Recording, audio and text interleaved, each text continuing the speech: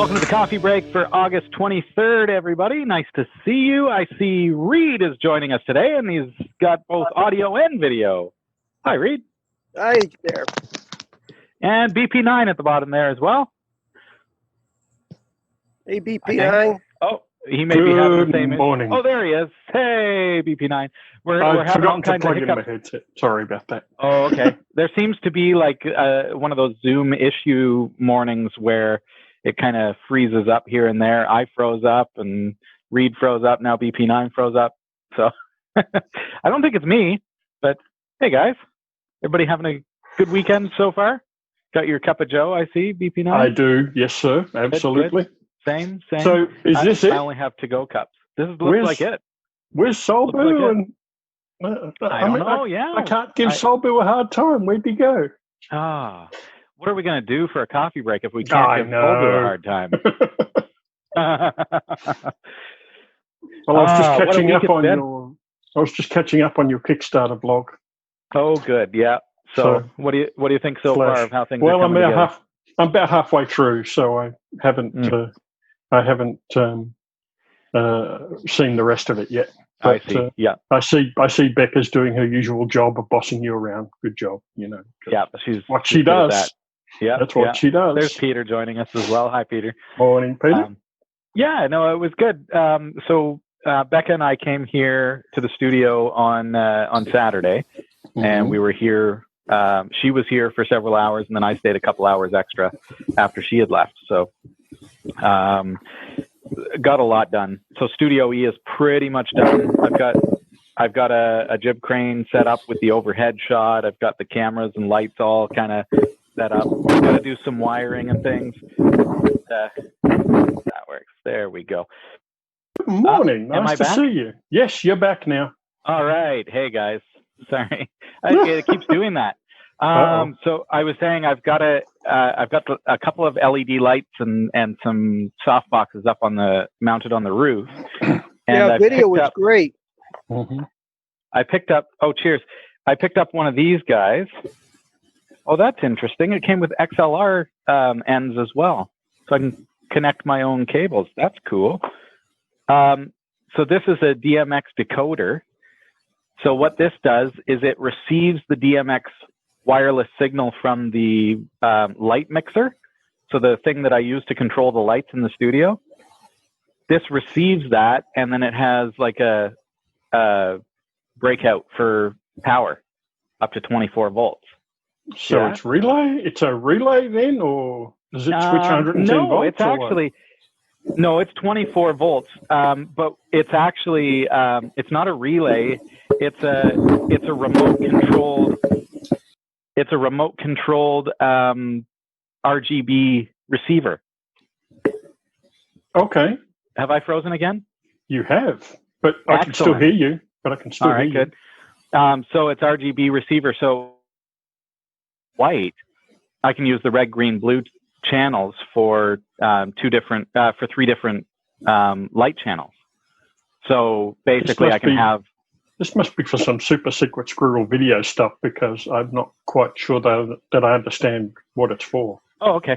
So we have all those, the fancy lights, like the LED lights in the studio. That you can change the color of, right? Oh, no. I'm thinking of the highlights that are shining not up. the uplight. Got it. No, okay. I'm talking about the ones that illuminate us. Got it. So, okay.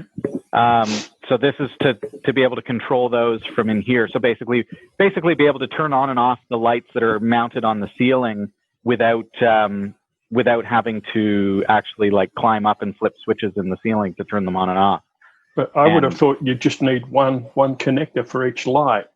Is that not how it's supposed to work? Well, then I'd have to, if I did each light, then it would be 15 volts times 6.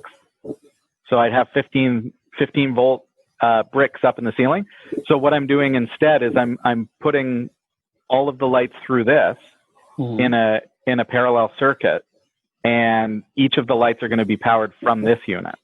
But this unit receives the signal from the console here, so that if I want to turn on the lights in the studio, all I have to do is just flip the light switch here.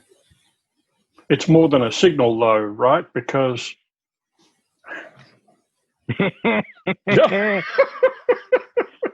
Think of it as a really fancy light switch. I get it. I get that part, but are you still using the 15-volt bricks that come with the... No, I'm going to be creating my own power circuit because I need 3 amps per light. So, which that thing provides. No, this is just a receiver. This provides nothing. Input and output. Right. See, I've got input on the right there. So that's switching 15 volts then? I'll be sending it 15 volts, but maybe like 10 amps. That's a 9 amps. 1500. That's 1500 watts. That's. I don't know. I got to work out the math, but you know what I mean. Yeah. Anyway, so that's kind of interesting. I mean, it sounds great. I'm still not sure. I think I've figured out that what you're trying to do is just enable the switching of it from your bridge, remote light right? Switch. Yeah. Oh, and you were asking about a relay. So I'll take one of those channels and put it to a 12 volt by 120 volt relay. Right. And then I'll be able to trip the 110 volt lamps as well. Right? Okay. So those will be on a relay. Yeah. Okay. I'll figure it out. Okay. It's complicated, but not complicated. This is just a receiver. It's just a receiver. Okay. But it has this, so it sends a signal, a voltage. So when I flip a switch here, it'll either turn on or off the voltage here. Got it. Okay. Yeah. How fun, eh? Yeah, it does look like fun. You're actually getting into electronics without soldering. Yeah, well, there will be some soldering, but mostly just to connect. Although I did get T connectors for the wiring, so I won't be soldering that, but it should work pretty nice. So I'm going to put one single circuit to a 15 volt light, and then along that circuit, I'm going to be branching out some parallel circuits from that using T connectors. So I think that should work. Peter, does it sound like it'll work? Am I going to blow up everything? Yeah, I'll be right. Yeah. I'm good? Yeah, okay. Yeah. 9 amps, yeah. 9 amps. Okay. So I got to find a 15 volt 9 amp, or probably what I'll end up doing is getting like a 19 volt power supply from a laptop or something and downstepping it to 15 volts, most likely. So I get the ampage, but most likely, eh? Yeah. Yeah. All right. Peter's like, I would just build my own power supply out of spare parts. Yeah, and put it in a car. And exactly. I'm not doing that, but yeah, should be a fun project. So, Reed, what are you up to? Reed is joining us.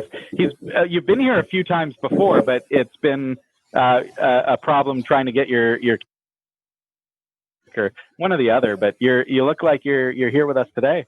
Welcome. Yeah, finally, I had to use a different laptop. Windows has been doing its job every time it updates. Yeah, I'm not surprised. Not Windows likes doing that. I had to boot up Windows on my desktop machine earlier this week for a small project I was doing, and it just made me feel dirty. I switched it right back to Linux. I wasn't happy. So is this Windows that you're on, Reed, that's working, or is it Linux that you're on? Windows that's working. You're on Windows, yeah. 10. My I don't like it, but I need it for when I go out on the road. Right. Yeah. My media server is unRAID, and I've got a hardware pass-through on it. And then switched over to Linux now. It's working quite nicely. Excellent. Yeah, I have an unRAID server at home as well, and I've really, really liked it. But the problem that I've run into, Reed, is that the hardware is now because it's just old faithful, eh? Like unRAID just runs and runs and runs. Mm-hmm. But because it's been running for how many years? Boy, oh boy! If we searched the Category 5 site and looked at when I first started talking about unRAID, you'd know how long ago I built that. That would have been in like Studio B. So it's been running forever. But now I'm running into this case where it still works. It's still holding all my files, but H.265 didn't exist back then. So the hardware I don't have an H.265 decoder, and the CPU is not powerful enough. So my videos stutter if I'm trying to watch H.265. So I have to either convert everything to H.264 or load it locally on the computer. So I'm looking at QNAP, because QNAP have some really interesting RAID devices and NAS units that have TV connectivity and Plex Media Server and all that. So, and Synology does too. Synology as well, yeah. The thing I like about, so QNAP versus Synology. Synology is like a closed box. QNAP is like a Linux computer with a really cool back end and really nice backplane. Yep. So the reason I'm more interested in QNAP versus Synology is like you're locked to their platform. QNAP, if I wanted to, I could boot a Debian distro on it and run it myself without their. So the only question I have about QNAP, since I think, I'm not sure, but Synology has this awesome app called Moments. That what it will do is if you just load your pictures into a pictures folder, whatever pictures you get from your camera, and it will just sync up to the to Moments. It will categorize. It will find faces in every single photo in your library, and it will figure out who they are, or at least it will figure out that they're the same person, and ask you, who is this? And if you say this person is this person once, it will go and categorize everywhere that person appears and link that photo in. That's the neat. Primary reason I went with Synology. I could not find that same app in QNAP. Otherwise, I would have done QNAP as well. But AI is just like blowing my mind with that stuff. Yeah, and it's done locally. They don't send the pictures off to the internet to categorize them. It's done locally, and that means it takes a while to run. Reed, I'm sorry, I did not mean to interrupt you there, sir. It's as soon as Reed said unRAID, and then boom, I'm like, okay, let's talk now. Let's talk, yeah. Because and I'm like, are you guys following Kobol at all? Is anyone here following Kobol? Kobol? I'm a Kobol programmer.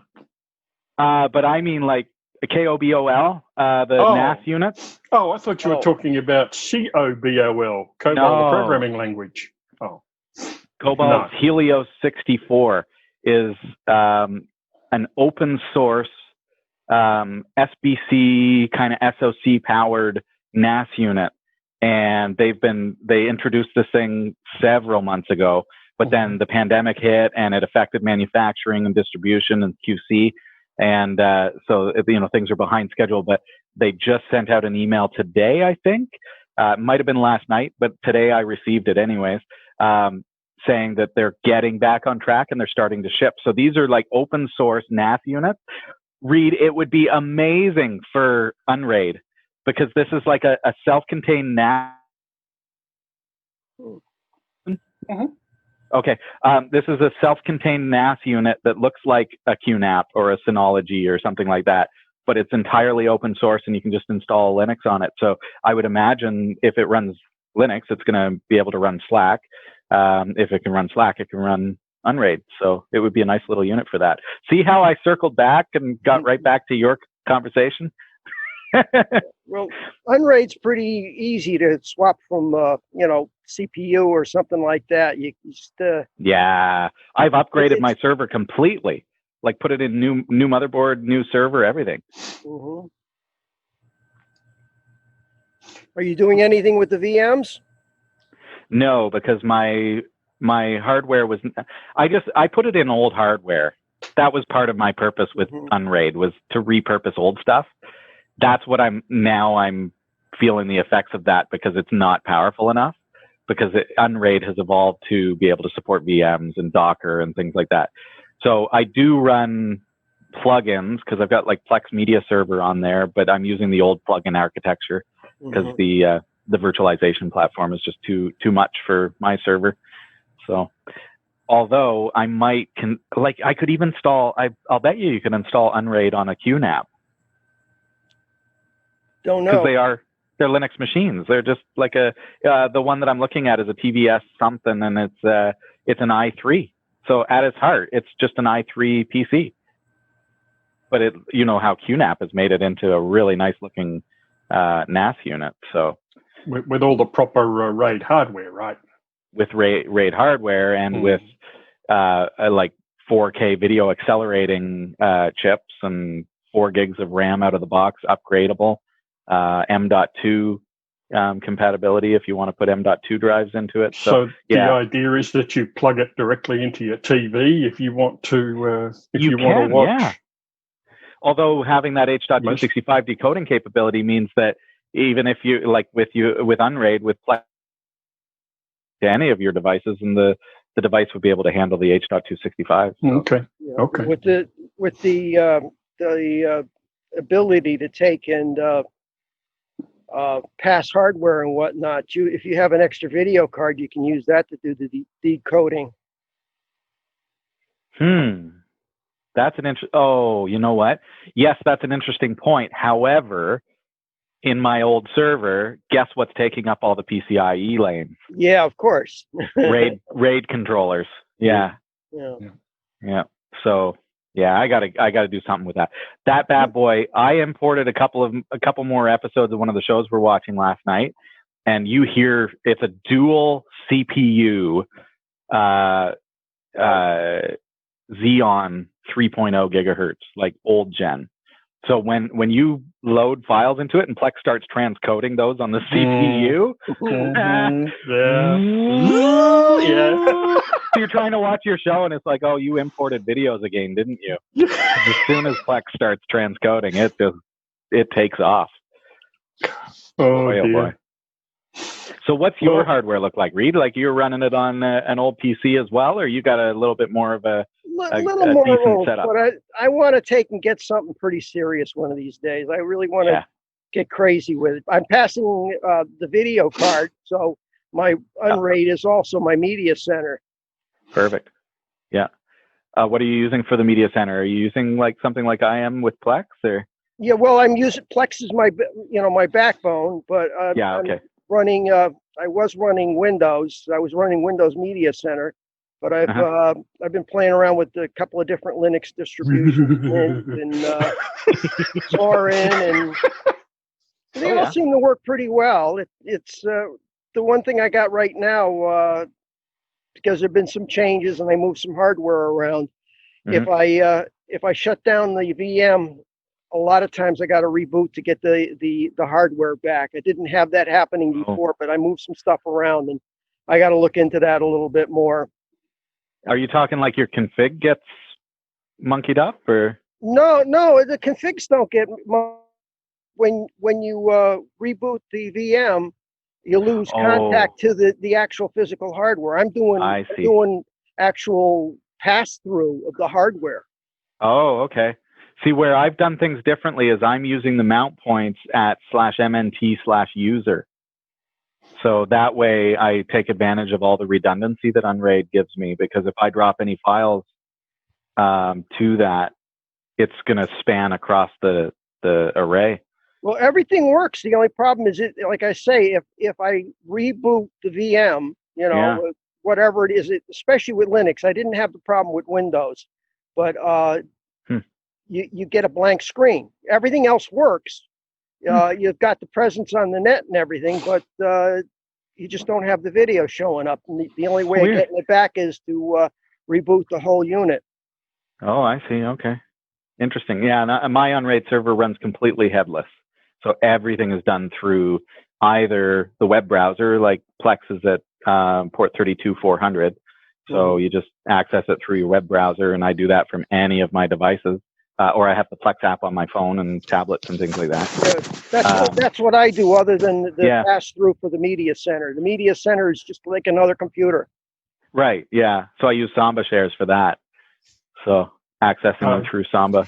I just run Plex on my Roku box, and it just connects to the NAS. So you're using it as a client versus a server then. It's kind of like two ways you can use Plex. The Roku is the client, which is what's plugged up to the TV. And I have 2 or 3 Rokus, and the server is the Synology box. And Right. Okay. And so Plex servers running on that. And of course, okay. that's where all the videos are stored there as well. So. And the transcoding would be taking place on the Synology. So yours, I believe when it transcodes, yes. it doesn't spin up like my bad boy. So does the Right. Synology? Have you like done any experimenting with various like HEVC formats and to be able to know if it's able to play them? I haven't really reliably paid that much attention to that. I have found that I can play MP4 videos. I can play. Now, I say that, but I don't know what the internal structure of it is. I assume it's H.264, but I don't know that for sure. And MP4 is just a container, right? So, right. Where the difference is H.264 is very, very lightweight on the CPU. Mm-hmm. H.265 sacrifices CPU cycles for lower file size. Okay.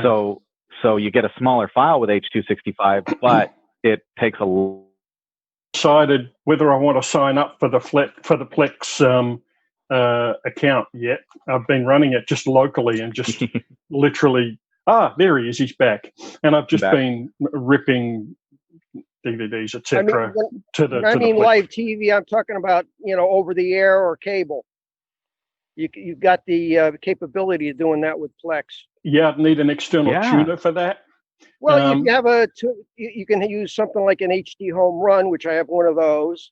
Right. I've got two servers. One of them's got over-the-air equipment, and then the main unRAID unit's got a quad POG tuner in it, and that's hooked up to the cable. Neat idea. I'm doing just clear QAM. I have not had much luck getting free over-the-air TV stations receiving into a powered, antenna that I plug directly into the TV, but I literally hang it on the wall. I've tried hanging it on the wall. I've tried putting it near the window with very little luck, and I'm afraid I'm going to need either an external antenna or an antenna that I'm going to have to put up in the attic or so to make it work. I've not explored either one of those possibilities, primarily because whenever I do get to tune in, and I must admit I do like one of the old science fiction channels that we can get, but I tend to find that I get tired of ads, and there's really not much to watch anymore on live TV. This is my thought. Is there any advantage to over-the-air TV anymore? I cut the cable. I'm completely disconnected. Yeah.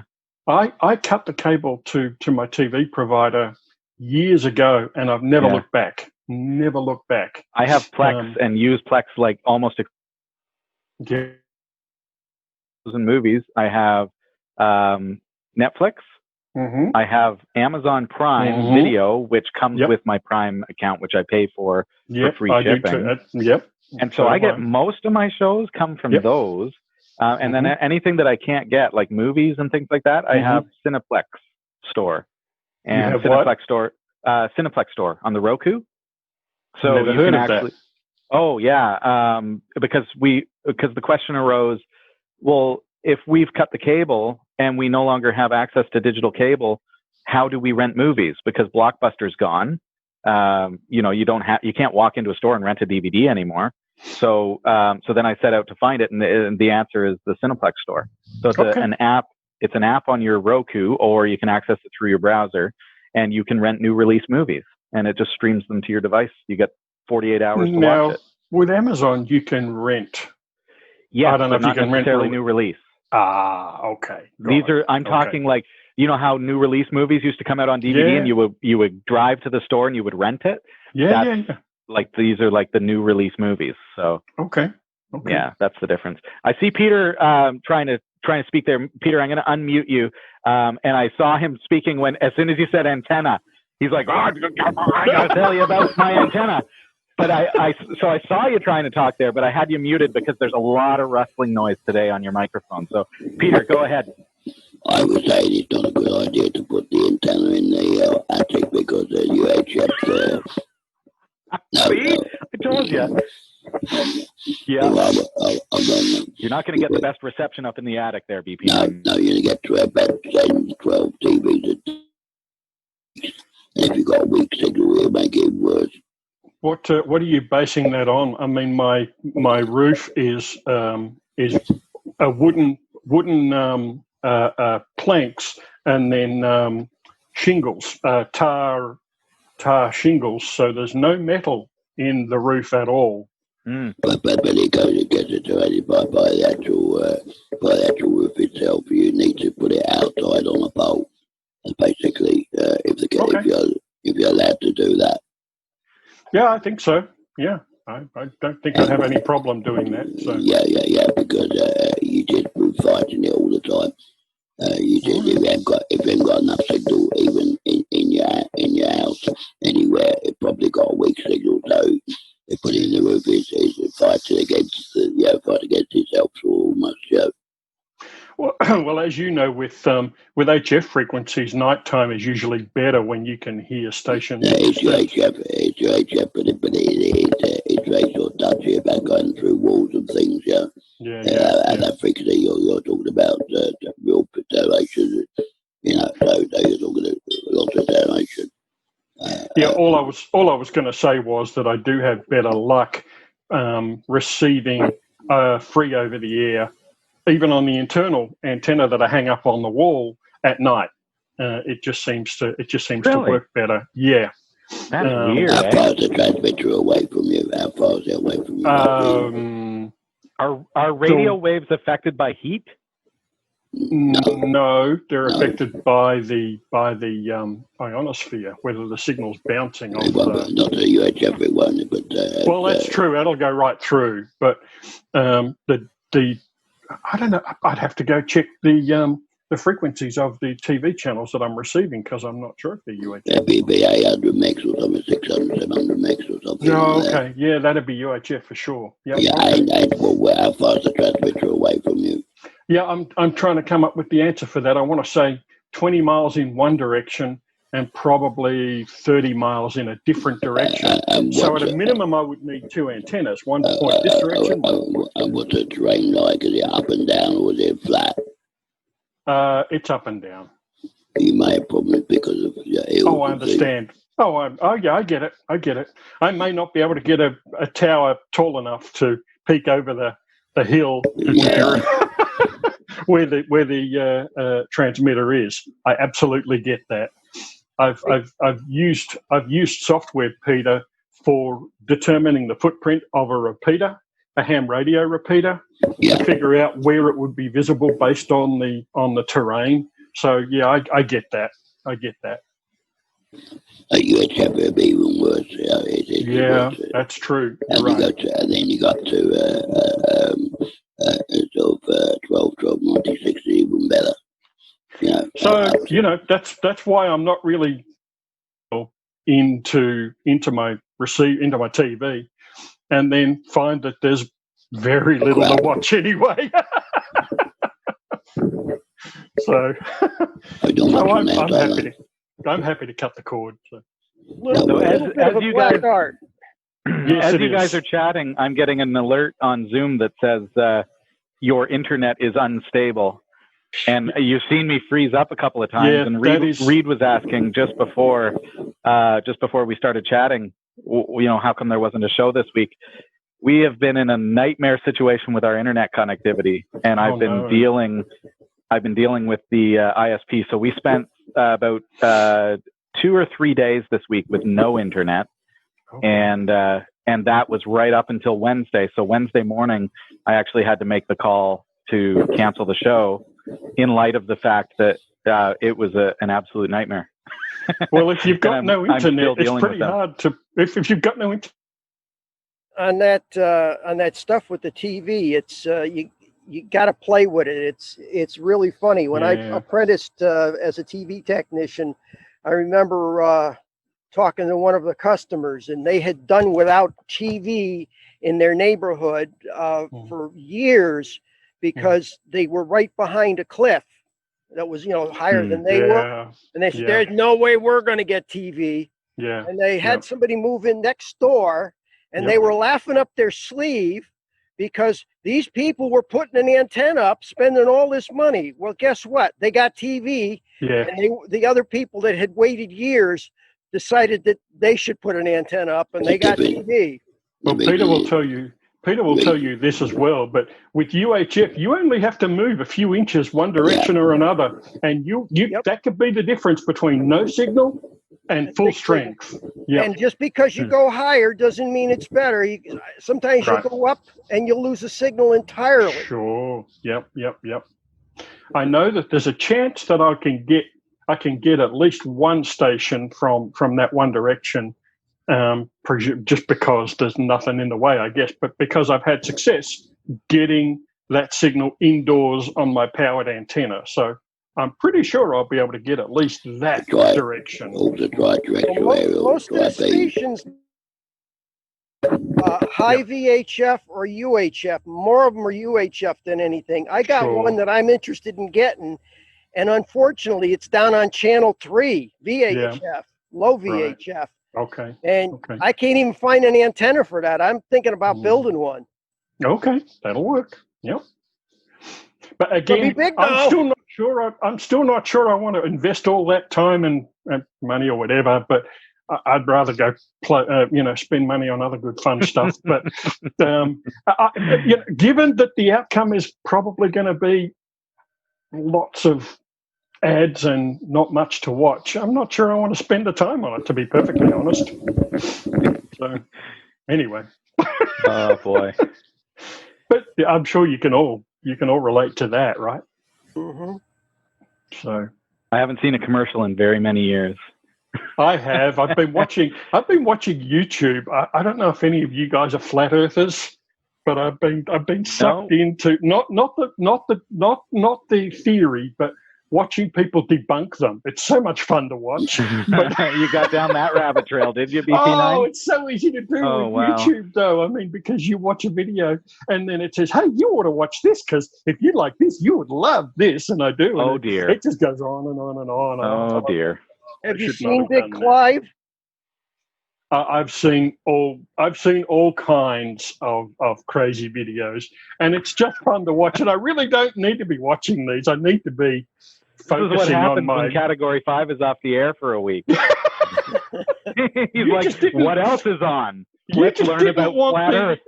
You just didn't want the episode number like we talked about last week to fall on the end of the season, did you, Peter? No, now the irony there is that now I'm concerned that the first episode of season 14 is going to be 6.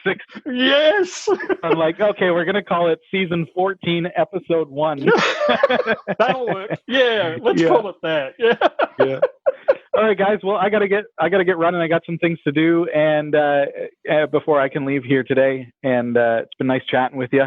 And we'll see you. I really do hope that things are kind of back to we're going to find some sense of normalcy for Wednesday and hopefully be able to do the show. Sounds like it's not quite there yet, though. I did tell you about my experience at the hospital again.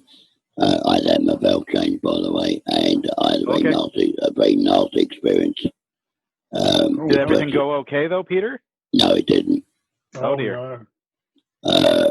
She was a bit violent, and she choked me, and she was deaf. Who did? Was this Mary? No, this supposed to be a professional, allegedly. Oh, okay. So they screwed up while they were doing the valve change. Yeah, they were doing screw up really, and she's deaf, so she can't hear you scream when oh my gosh, dude. Yeah, so what happens in that case? Okay, you can't breathe? Yeah, you sound well. Good. I couldn't breathe. I couldn't breathe, and I was choking. And I was choking badly, and I couldn't say anything because she took the valve out, and she couldn't hear me anyway because she's deaf. I know it's funny. I can see the. Did they do this at the hospital? Like, is this? Yeah. Did you find like a white van that does valve changes for you? No, this is the hospital. This is the one that they normally get, the English one. Okay. She's very posh accent. So do they hook you up to a machine that's monitoring like your oxygen levels and things like that? No, they just got to. They don't, eh? to see Oh, man. and they get a bit of pulse of blood sugar, and they wang the thing out of the throat, and then she tried to put a gel cap in, and she pulls it up, and they started to choke, and then went to a bit blue in colour. And that's scary, dude. Well, I'm glad you're okay. She obviously got you up and running before too much time had passed. So, and you look like you're full of energy today, so that's good. Well, I've wrecked my shoulder because of it as well. But anyway, well, but you found your shirt too, so that's. Yeah, I was going to say, thanks for keeping your shirt on, Peter. Must be a cooler day. It's a very cool today. No, I tell you, a woman will make a complaint about the woman because it was that bad. Yeah. Oh, that's scary. Well, I'm glad you're okay, dude. Me too, man. And the number of people in the hospital not wearing masks was scary. That is scary, isn't it? That's just nuts. I went to one of them. I said, "Wear a mask," and he just walked on, gave me a funny look. I said, "You got to wear a mask." Remember his staff. I said, "You wear a mask." He walked on, gave me a very nasty look, and just walked on. They shouldn't do that. And now he's making me think. Now it's just making me think. How does Peter wear a mask? He has to put one around his throat as well. That's what I wonder. Yeah. Yeah, I do. But you've already got a like a cravat, don't you, that goes over your But over your plug hole? I had to wear two masks, one on my face, which I Right. But I tried to tell them that, but they wouldn't. The doctor said one thing and they said another thing. So what do you believe? You know, you got problems with the hospital said one thing and then your GP said something else. So you know, who do you believe? You know. But, well, common sense is smart. You know, you already know you have to wear the cravat and the mask. So I did that, but it was badly breathing. You know, you can't breathe properly. Yeah, that'd be tough. Yeah. Okay. Yeah. So you know, but I slept the day after it was done. I just slept for a very long time because it killed me. Whatever they did to me, never again. She should never touch me again. Yeah, find somebody else. Yeah. Anyone but her. Yeah, I'll say. All right. Yep. Well, Deafy, as I call her, Deafy. Yeah. Well, I'm Deafy. Yeah. Well, I'm glad everything worked out, Peter. And Reed, it's great to see you. BP9, great to see you as well. And nice to see you as well, Peter. Guys, I got to run, so have a wonderful week. I do hope to see you Wednesday. There are some things that are still lingering, some issues that I've got to work through today and hopefully be ready for Wednesday. And in the meantime, again, there's going to be a coffee break again next Sunday. So we'll see you then, if not before. Take care. All right. Sounds good. Bye, everybody. Enjoyed it. Good to see you, Reed. Good to see you, BP9. Yep. No worries. Take care. You too.